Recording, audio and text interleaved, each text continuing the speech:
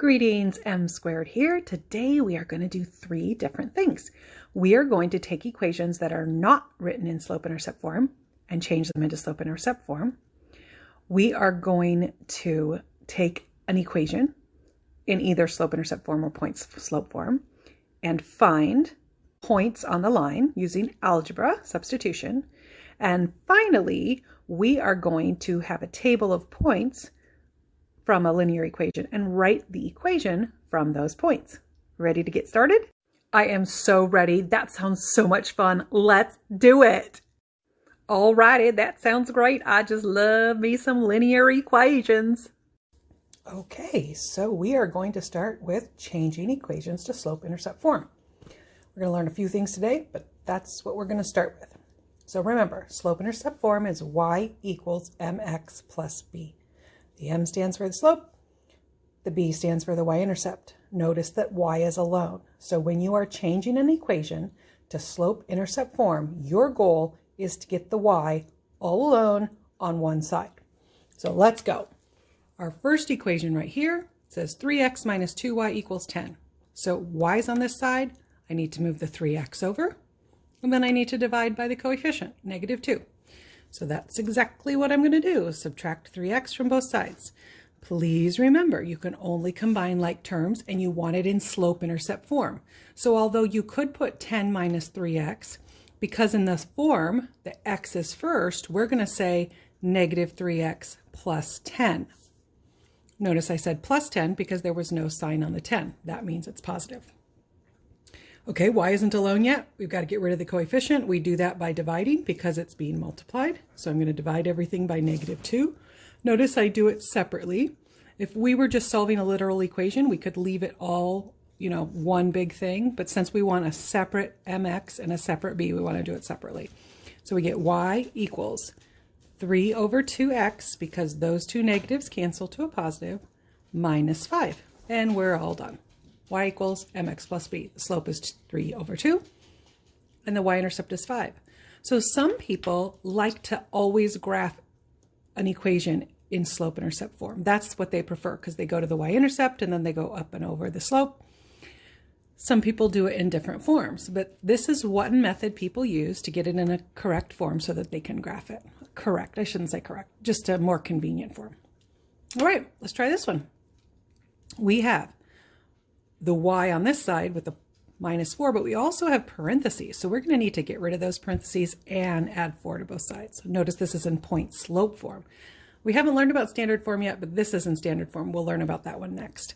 So the first thing I'm going to do is get rid of my parentheses. So I'm going to leave the left side alone, and I'm just going to distribute my 1/4. And when I do that, I get 1/4 x minus 4, because 1/4 of 16 is 4, and that was a minus sign. And now all I have to do is add 4 to both sides. So I get y equals 1/4 x, and these happen to cancel out. So that means my y-intercept is 0, and that is my equation in slope-intercept form. Next, we are going to talk about how to find points on a line using algebra. So remember, if you were graphing this, you could graph this line and find lots of points. There are an infinite number of points on any line, but we want to do it using algebra. And what we have to do is we have to choose an x and use that x coordinate to find our y. So to make it convenient, I have just gone ahead and chosen 3 x's for us to find those 3 points. But again, this is just me choosing that. You could choose any numbers you wanted. It's just more convenient if I tell you up front what we're going to choose, and then I kind of know how it's going to play out. For example, notice that these are all even numbers, and I did that because I have a 1/2 for a slope right here. And I know that if I choose an x and I'm going to substitute it in, to avoid fractions, an even number in for x will avoid the fractions. So let's just get started. I'm just going to simply take my first x and plug it in. So I'm going to say y equals -1/2 times x plus 5. And what I'm going to do is I'm going to take this x right here and I'm going to plug it in right there. So I know that my point is going to be -2 comma something, because that is my x coordinate. These are x's. So negative times a negative is a positive. 1/2 of 2 is 1. 1 plus 5 is 6. So now I know that when x is -2 on this line, that y is 6. Let's try another one. Let's try 0. 0 is usually the easiest one. And for those of you who are observant, right, you know that the y-intercept sits right there. So you're pretty sure it's going to be 5, right? Because that's what happens. But let's just show you. If you're not observant, that's okay. You can still get to the same place. So I plugged a 0 in there. And 0 times a half, -1/2 is 0, plus 5 is 5. So there we go. We get a 0, 5. And again, if you were observant, you wouldn't even have to know. You say, oh, 0, 0, 5, that's the y-intercept. Of course, that's one of my points. Okay, the last one we're going to do is with 4. So we're going to substitute a 4 in for x. So we're going to put a 4 right there. Half of 4 is 2, but that was a negative, so that's going to be a -2. -2 plus 5 is 3. So my point, when I plug a 4 in for x, I get a 3 out for y. Half of 4 is 2, -2 plus 5 is 3. Okay, that was in slope-intercept form. Now over here, we're going to do the same thing, but we're going to do it with point-slope form. But I still have those same 3 points that I know I'm going to have, right? Okay, so I know I'm going to have a -2 for x, a 0 for x, and a 4 for x, because those are the ones I chose. Remember, you can choose any point for x, but we're just choosing these ones. So y plus 4 equals -2 times x minus 5. But we chose a -2. So let's do parentheses first. -2 minus 5 is -7. -7 times -2 is -14. And then I have a y plus 4. So to get y alone, to figure out what my y coordinate is, I'm going to subtract 4 from both sides. That gets me a -18. So I know that in this equation, when x is -2, y is going to be -18. Let's try 0. 0 is not as easy when it's in point-slope form, but that's okay. We know what we're doing, so we put a 0 in there. 0 minus 5 is -5, times -2 is positive 10. So y plus 4 is positive 10. We subtract 4 from both sides, and we get 6. Y equals 6, so right over here, I'm going to put a 6 in. So when x is 0, y is 6. These 2 points are on this line. All right, our last one. We are going to try 4. So y plus 4 equals -2 times x minus 5. But instead of x, we are going to put that 4 right there. 4 minus 5 is -1. -1 times -2 is positive 2. And I subtract 4 from both sides. And I get y equals -2. And so I know that when x is 4, y is -2. And these are my 3 points. So that is how you find points on a line using substitution in algebra. Does anyone have any questions? I have a question. M squared, why do we just choose values of x to plug in to find y? Is that the only way to do it? Or if I wanted to, could I just pick a value for y and plug it in to find x? That is a really great question. And the answer is, yeah, you can solve for x by picking a y. So let's just try it. Let's say I'm just going to randomly pick a y. Well, we can do it in this one. Let's say I'm going to say let y equal 7.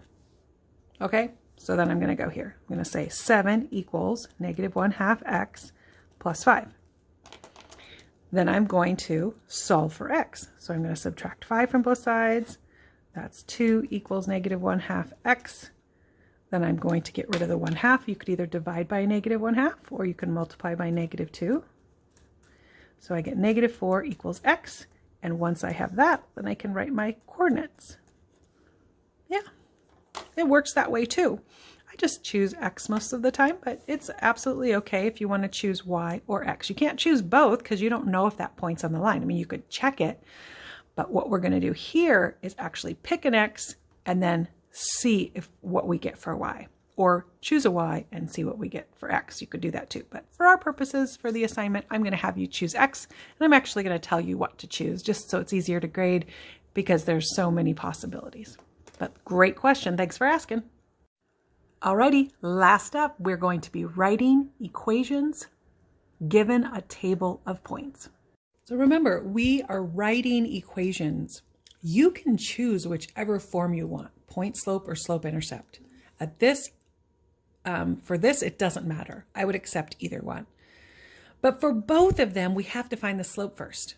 We have to. So we want to make sure we remember how to find the slope. For slope, I choose any 2 points I want, and then I do y minus y over x minus x, right? Now, if you're observant, you're going to see something here. You're going to see this point right here is 0, 7. Now, I'm not going to make you observe that. I'm going to show you how to do it without observing that. But if you do see that this is the y-intercept, all you have to do is find the slope and you're ready to go. So let's try it. I'm just going to pick this point and this point. It doesn't matter which 2 points you pick. Any of them you pick, you'll get the same slope. So I'm just going to try these two. So I'm going to say 13 minus a negative 5, which is going to change to a plus 5. 13 minus a negative 5, and then I'm going to do 2 minus a negative 4. And that changes to a positive as well. So that's 18 over 6, which equals 3. So now I know my slope is 3. So if you were observant, you could say y equals 3x plus 7. Let's say you wanted to do point slope form. Okay, let me choose this point and that slope. So then I could say y minus 1, because that's my y, equals m times x minus a negative 2, which is a plus 2. And you could do that again with any of those points. We've just written our equation from a table.